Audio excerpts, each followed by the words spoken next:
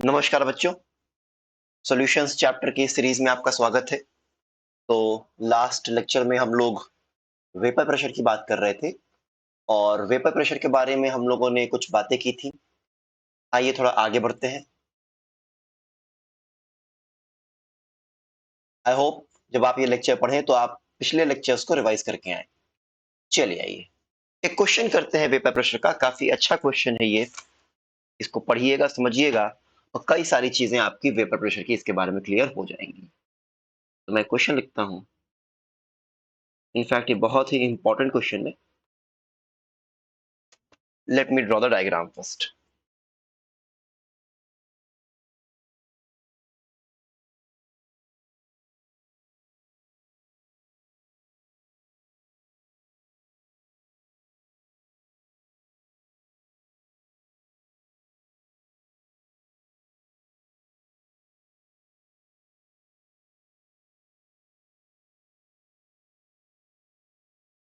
अभी मैं इस डायग्राम को एक्सप्लेन करता हूँ बट आप लोगों को, डोंट वरी।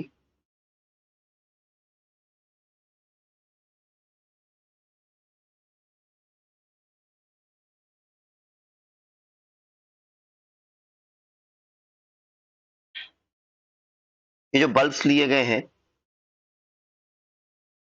इन बल्ब में वाटर भरा है। क्या भरा है? वाटर भरा है। और ये थर्मोस्टेट है। थर्मोस्टेट मतलब एक ऐसा device which helps to keep the temperature constant, to keep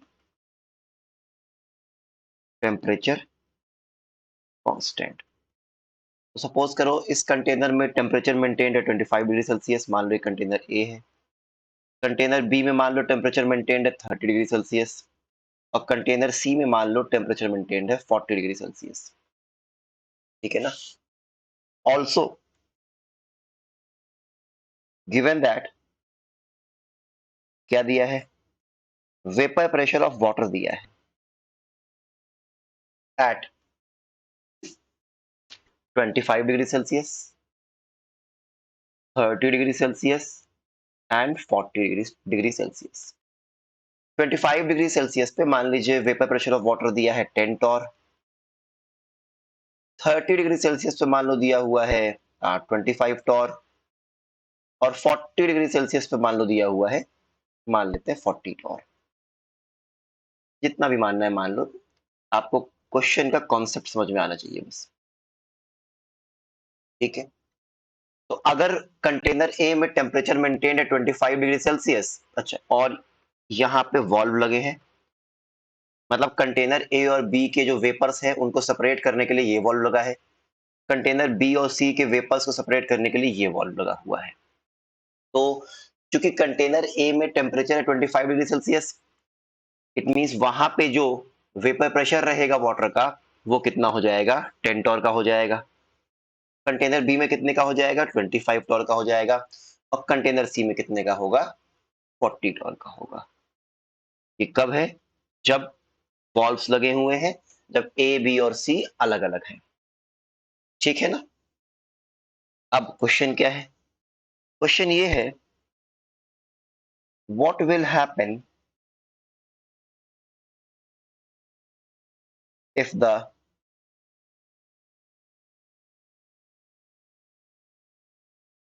to valves are removed.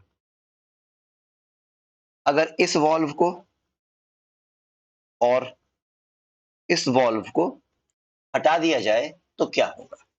सवाल ये पूछ रहा है। तो आइए समझते हैं। तो अच्छा, इसको मान लो, इस वॉल्व को मान लो मैं कह रहा हूं V1 और इस वॉल्व को मैं कह रहा हूं V2। तो V1 और V2 में मान लो पहले मैंने V1 को हटाया, फिर मैंने V2 को हटाया, या फिर पहले मैं V2 को हटाऊं फिर मैं V1 को हटाऊं। आपको जैसे इस क्वेश्चन को समझना है आप समझ सकते हैं। ठीक है ना? अच्छा, आप एक बात लेकिन समझो, आपने पढ़ा होगा गैसियस स्टेट में, क्या पढ़ा होगा कि in an open container,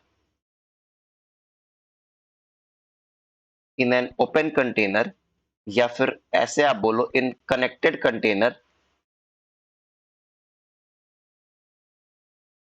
comma, the pressure is same everywhere. है ना?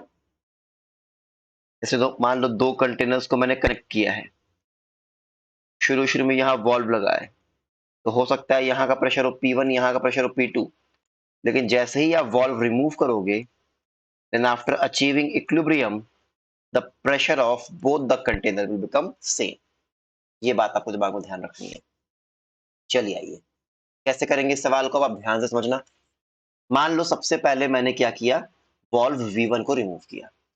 जब मैं वॉल्व V1 को रिमूव करूंगा तो जरा देखो तो, जो आपका कंटेनर C है उसमें वेपर प्रेशर कितना है, 40 टॉर। जो कंटेनर B है उसमें वेपर प्रेशर कितना है, 25 टॉर। तो कंटेनर C वाले का वेपर प्रेशर ज्यादा है, B वाले का कम है। C वाले का ज्यादा है, B वाले का कम है, तो ऑब्वियस सी बात है वेपर कहां से कहां ट्रेवल करेगा, from high pressure range to low pressure range. इसका मतलब जो वेपर्स हैं, जो वाटर वेपर है C में, वो किधर मूव करेगा, B की तरफ मूव करेगा। मेरी बात समझ में आ रही है? लेकिन अब कहानी सुनो क्या होगा। जैसे ही C का वेपर B की तरफ मूव करेगा तो C में वेपर की अमाउंट कम होगी, C में वेपर की अमाउंट कम होगी तो प्रेशर कम होगा। लेकिन चूंकि यहाँ पे टेम्परेचर मेंटेन्ड है 40 डिग्री सेल्सियस, और 40 डिग्री सेल्सियस पे वेपर प्रेशर कितना रहता है, 40 टॉर। अब याद करो मैंने आपको बताया था किसी भी प्योर सॉल्वेंट का वेपर प्रेशर रिमेन्स कांस्टेंट। तो क्या वेपर प्रेशर 40 टॉर से कम होना चाहेगा सी में? नहीं। और अगर 40 टॉर से कम नहीं होना चाहेगा, 40 टॉर मेंटेन करने के लिए क्या होगा, कंटेनर सी में इवेपोरेशन होगा। मेरी बात समझ में आ रही है? सिमिलरली जब वेपर आपका कंटेनर बी में जाएगा तो बी में तो प्रेशर बढ़ना चाहेगा क्योंकि अमाउंट ऑफ वेपर बढ़ रहा है, लेकिन 30 डिग्री सेल्सियस पर वेपर प्रेशर कितना है, 25 टॉर। वो तो 25 टॉर मेंटेन करना चाहेगा, तो मेंटेन करने के लिए क्या होगा, कंडेंसेशन होगा। मेरी बात समझ में आ रही है? फिर कंटेनर सी में फिर से मेंटेन हो गया 40 टॉर, कंटेनर बी में फिर हो गया 25 टॉर। फिर वेपर मूव करेगा सी से बी की ओर। सी में वेपर प्रेशर कम होना चाहेगा लेकिन वो कम नहीं होगा क्योंकि वेपर प्रेशर मेंटेन करना है 40 टॉर पे, इवेपोरेशन होगा सी में। बी में वेपर आ गया, वेपर की मात्रा बढ़ी, तो वेपर तो प्रेशर बढ़ना चाहेगा लेकिन बढ़ नहीं पाएगा क्योंकि वेपर प्रेशर कितना मेंटेन करना है, 25 टॉर। इसके लिए क्या होगा, कंडेंसेशन होगा। इसका मतलब कंटेनर सी में जब तक एक बूंद ऑफ वाटर भी बचेगी तब तक वेपर प्रेशर कितना मेंटेन होना चाहेगा, 40 टॉर।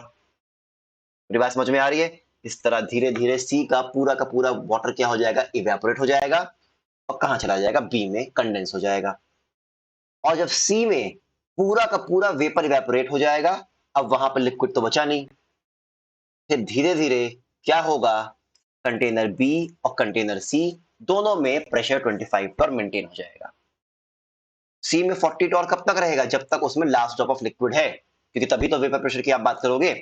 जैसे ही लास्ट ड्रॉप भी इवेपोरेट हो गया, अब क्या होगा, जो भी वेपर्स हैं वो जाएंगे किधर, बी की तरफ। और सी का प्रेशर अब कम होगा 40 टॉर, 39 टॉर, 38 टॉर, क्योंकि अब उसको 40 टॉर मेंटेन करने की आवश्यकता नहीं है। मेरी बात समझ में आ रही है?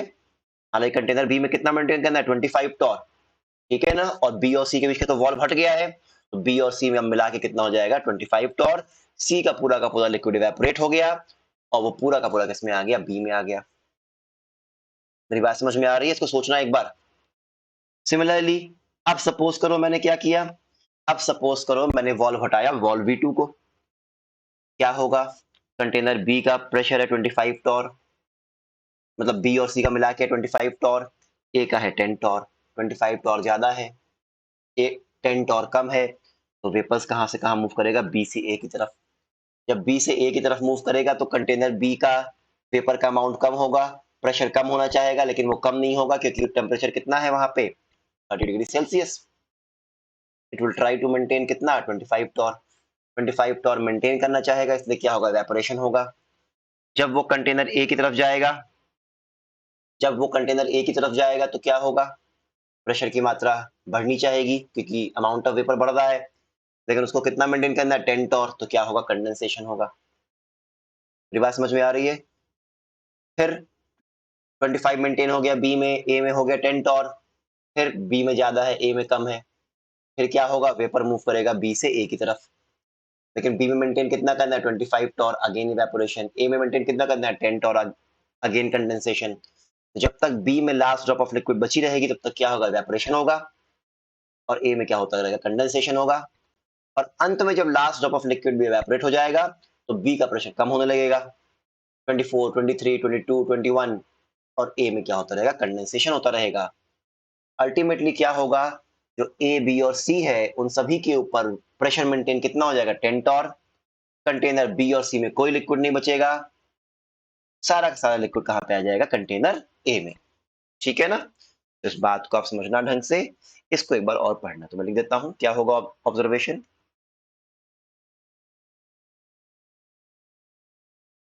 On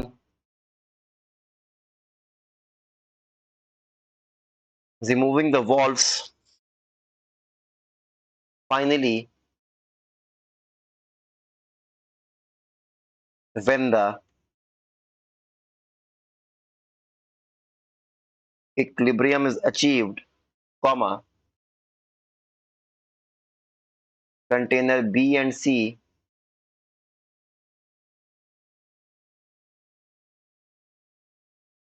will not have any liquid and will contain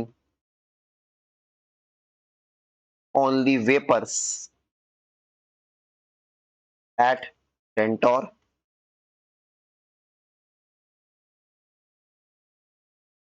while container A will have more amount of liquid and the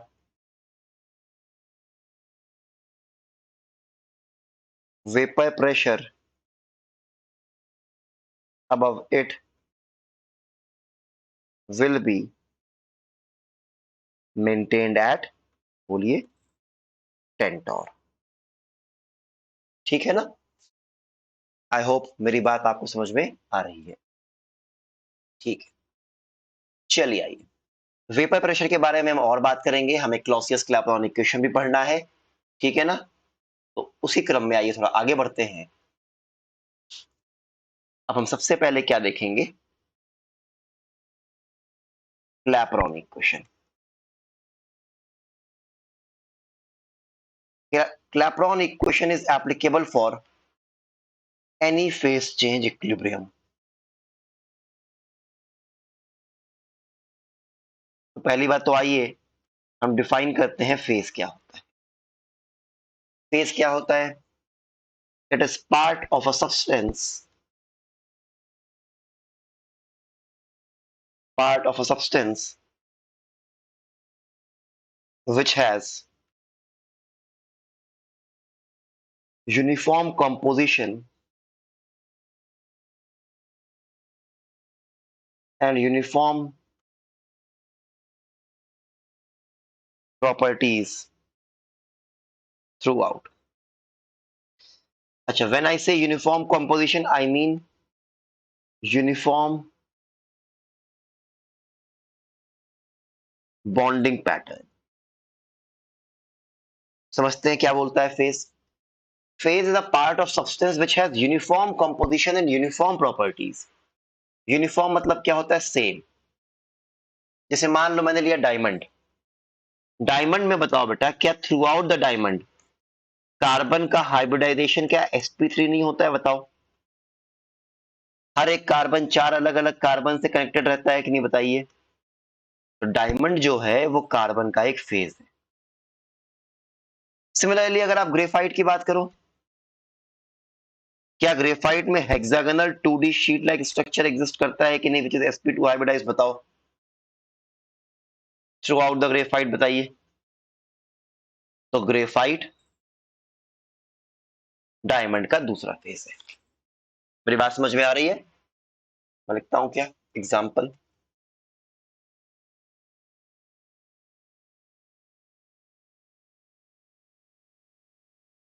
diamond and graphite are two different phases of carbon. Similarly अभी आप ग्रुप 15 में पढ़ोगे, sulphur एक होता है white sulphur, एक होता है रेड सल्फर, एक होता है ब्लैक सल्फर। व्हाइट सल्फर की बॉन्डिंग प्रॉपर्टी अलग है, ब्लैक सल्फर की अलग है, रेड सॉरी मैं फास्फोरस की बात कर रहा हूँ। व्हाइट फास्फोरस की बॉन्डिंग पैटर्न अलग अलग है, रेड फास्फोरस की बॉन्डिंग पैटर्न अलग है और ब्लैक फास्फोरस की बॉन्डिंग पैटर्न अलग है। तो red phosphorus, black phosphorus and white phosphorus are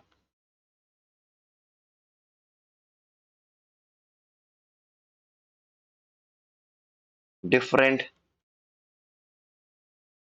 phases of क्या फास्फोरस। और एग्जांपल लो जरा, जैसे मान लो मैंने लिखा वाटर की बात करते हैं। वाटर में वाटर सॉलिड जिसको आप आइस बोलते हो, वाटर लिक्विड जिसको आप वाटर बोलते हो, वाटर गैस जिसको आप वाटर वेपर बोलते हो। सॉलिड वाटर में क्या होगा, हाइड्रोजन बॉन्डिंग सबसे एक्सटेंसिव होगी, वाटर मॉलिक्यूल्स पास पास हैं through out the ice. Liquid water में हाइड्रोजन बॉन्डिंग थोड़ी मिनिमाइज हो जाएगी और वाटर वेपर में hydrogen bonding is negligible.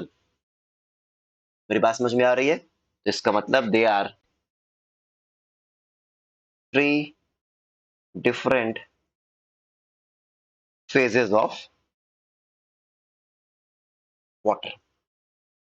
Similarly आगे आप पढ़ोगे एक और, सल्फर के दो allotropes, orthorhombic monoclinic. Orthorhombic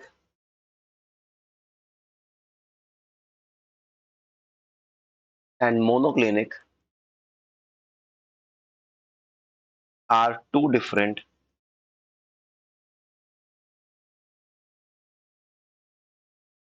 phases of sulphur. इसका मतलब डिफरेंट फेज का मतलब क्या हुआ किसी सब्सटेंस के, या तो उसका डिफरेंट फिजिकल स्टेट हो या तो उसके डिफरेंट एलोट्रोप्स हो। तो मैं लिखता हूं different phases of a substance mean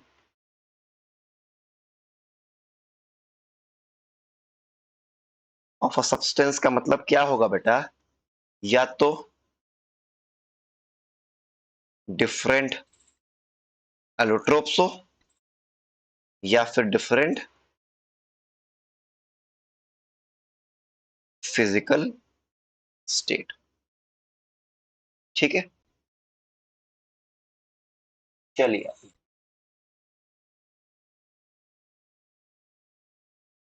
अब जैसे मान लो मैंने लिखा कोई सब्सटेंस है एक्स, एक्स सॉलिड से गया एक्स लिक्विड में, इस इक्विलिब्रियम को आप क्या बोलोगे, फ्यूजन। याद आ रहा है?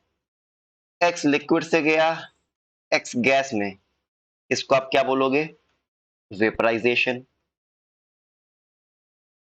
एक्स सॉलिड मान लो गया सीधे एक्स गैस में, तो क्या बोलोगे, sublimation. Solid liquid they are different phase of x, liquid gas they are different phase of x, solid gas they are different phase of x। इन्हीं इन्हीं इक्विलिब्रियम फेज चेंज को एक्सप्लेन करने के लिए हमारे पास क्या आता है, क्लैपेरॉन इक्वेशन।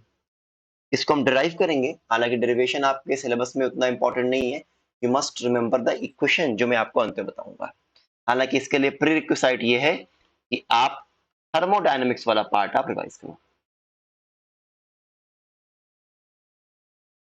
थर्मोडायनेमिक्स वाला पार्ट तो रिवाइज करना ही पड़ेगा इसके लिए, ठीक है ना। चलो फिर अब थोड़ा बढ़ते हैं आगे। लेट ए एंड बी, चलो पी क्यू मान लो, कोई दिक्कत नहीं है, नहीं लेकिन पी में फिर प्रेशर आ जाएगा, ए एंड बी ही मान लेते हैं। लेट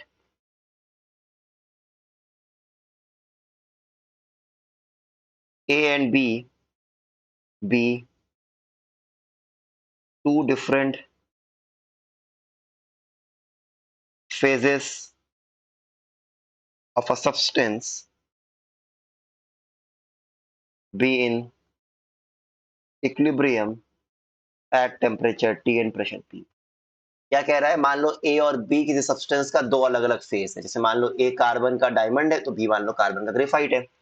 ए मान लो ऑर्थोरोम्बिक सल्फर है तो बी मान लो क्या मोनोक्लिनिक सल्फर है। ए मान लो वाटर लिक्विड है तो बी क्या वाटर गैस है। तो वही क्या कह रहा है, let A and B be two different phases of a substance in equilibrium at temperature T and P. तो अगर ये इक्विलिब्रियम में है तो I can write A is in equilibrium with B. ठीक है ना।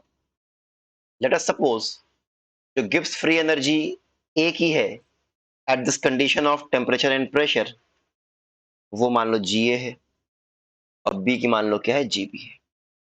अब आपने थर्मोडायनामिक्स और इक्विलिब्रियम में पढ़ा है क्या कि at equilibrium Gibbs free energy change of reaction or for reaction, at temperature T and pressure P क्या होता है, zero.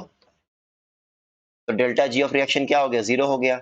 Delta G of reaction क्या होगा, G of product minus G of reaction minus G of reactant बराबर zero.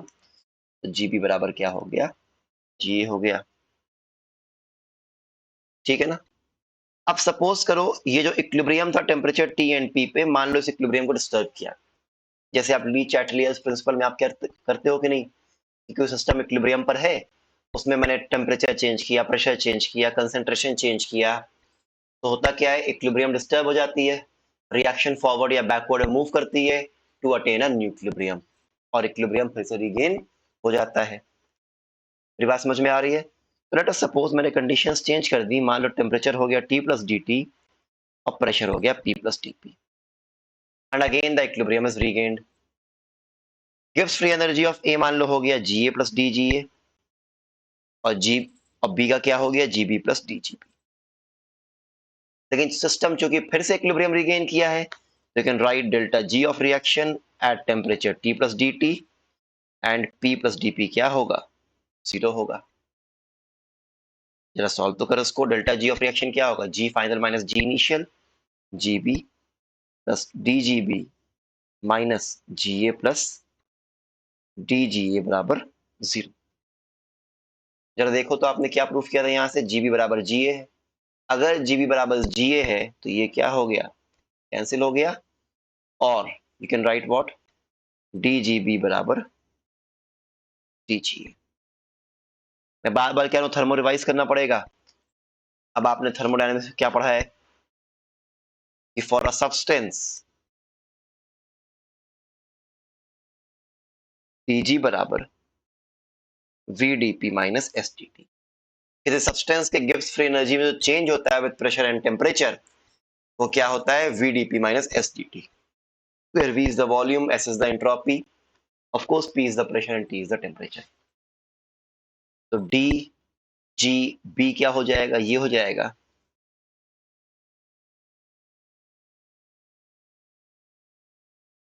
V B D P, एक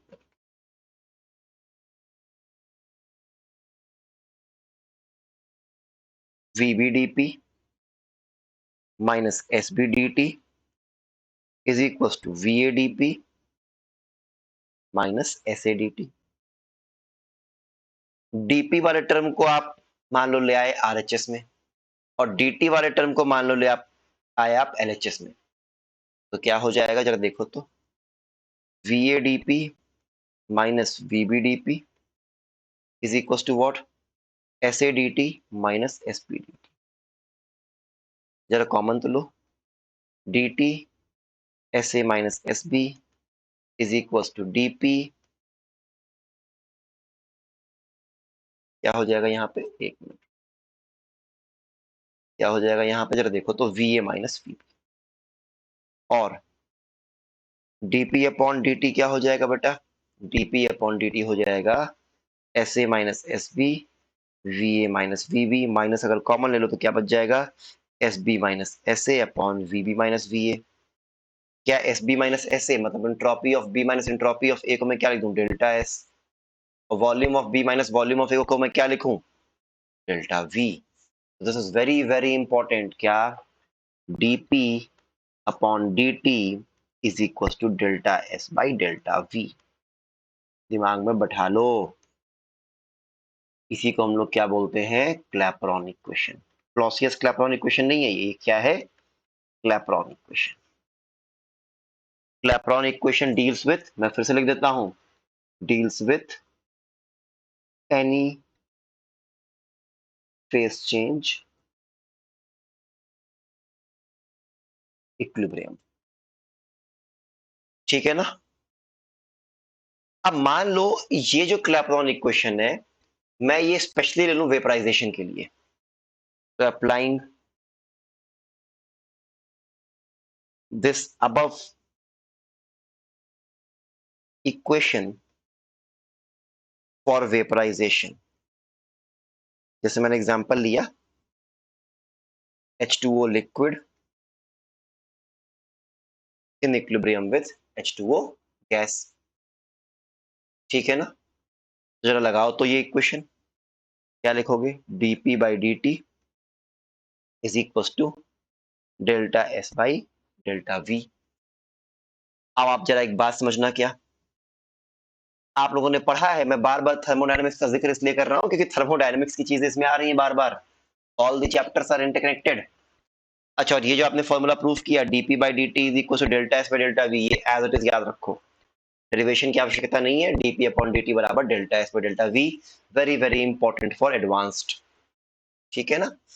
अच्छा, अब आप याद करो, आपने पढ़ा है कि ds बराबर क्या होता है, q reversible by t for infinitesimally small process. हालांकि फॉर अ कंप्लीट प्रोसेस क्या करोगे, इंटीग्रेट कर दोगे, इंटीग्रेशन ऑफ ds क्या होता है, delta s, and integration of q reversible at constant pressure क्या होता है, enthalpy change by t is the temperature of transition, ठीक है ना। ये सब बातें समझनी पड़ेंगी आपको। ऑल्सो आपने चीज और पढ़ी है क्या, अच्छा इस केस में डेल्टा V बराबर क्या हो जाएगा, volume of gas minus volume of liquid.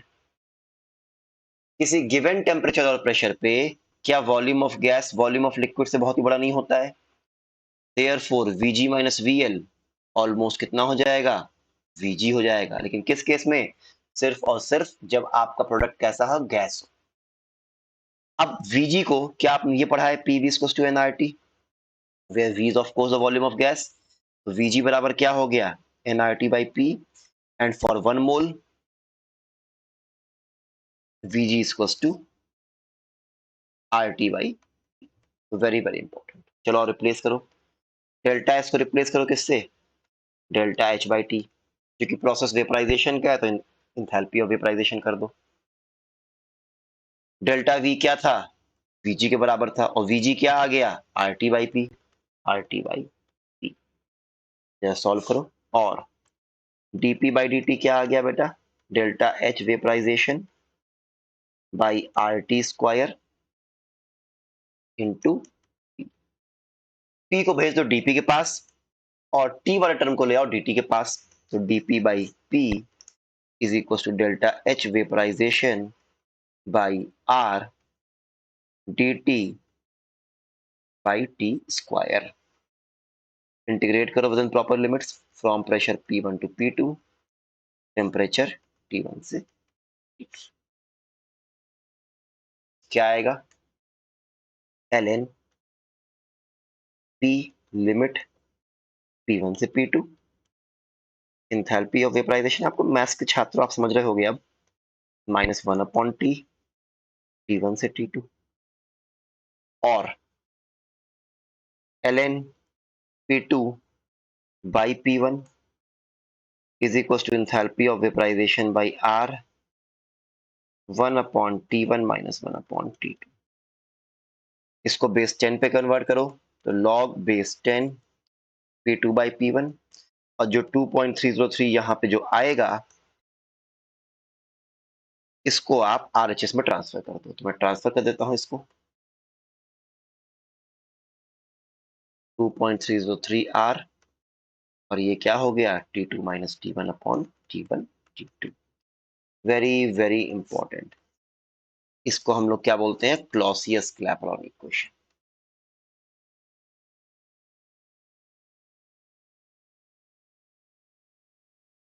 Clausius-Clapeyron equation is a special case of Clapeyron equation. Clapeyron equation जो था बेटा, it was applicable for any phase change at equilibrium. लेकिन Clausius-Clapeyron equation कब applicable होगा बेटा, when the product is gas। तभी तो Vg minus VL को आप almost Vg लिखोगे, तभी तो Vg की वैल्यू RT by P आएगी, तभी तो ये सब काम होगा। ये है Clausius-Clapeyron equation, very very important. इसका एप्लीकेशन क्या होगा, जैसे मान लो आपको वेपर प्रेशर दिया है P1, vapour pressure is P1 at temperature T1, ये गिवन है। अब पूछे what is the vapour pressure P2 at temperature T2। P1 दिया रहेगा, T1 दिया रहेगा, T2 दिया रहेगा, and of course enthalpy of vaporisation दिया रहेगा। तो अगर आपको किसी एक पर्टिकुलर टेम्परेचर पर वेपर प्रेशर पता है और दूसरे टेम्परेचर पर वेपर प्रेशर निकालना है तो क्या काम आएगा? Clausius Clapeyron equation. ठीक है, क्या ये बात समझ में आ रही है? चलिए फिर इतना काफी आज के लिए। All the very best, thank you all, happy learning, thank you.